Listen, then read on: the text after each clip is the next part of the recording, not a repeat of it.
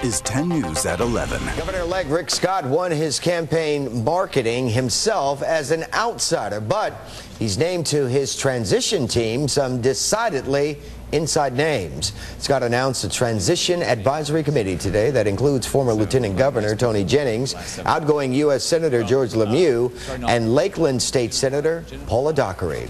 Now, Scott was just one of the big winners this week that campaigned on promises of bringing an Arizona-style immigration law to the state of Florida. But as 10 News reporter Noah Pransky tells us, one proposal Scott has supported could have different rules for whites and minorities. It was one of the cornerstones of his campaign. Rick Scott backs Arizona's law. He'll bring it to Florida. But while a controversial Arizona law trudges through the court system, Governor-elect Scott has shown support for a local version. The bill aims to determine if drivers who are pulled over are in the country legally, and it assumes they are if they have a Canadian ID or passport from one of 36 visa waiver countries. It's a distinction almost exclusive to West Europe. The author of the bill said the exceptions were there to avoid scaring European and Canadian tourists. However, they would also be given the benefit of the doubt not afforded to their minority counterparts. And you cannot profile people in that way. It's the most basic constitutional doctrine along with due process. Immigration lawyers tell us the provision will undoubtedly lead to profiling, and it may not even stand up in court.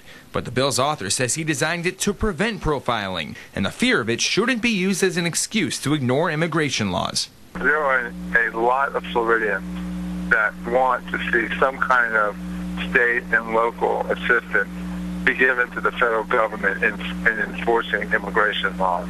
The governor-elect, meanwhile, put some distance between himself and an Arizona-style law in his post-election press conference. What I'll be doing is I'll be sitting down with, the federal government to make sure I understand what they're doing.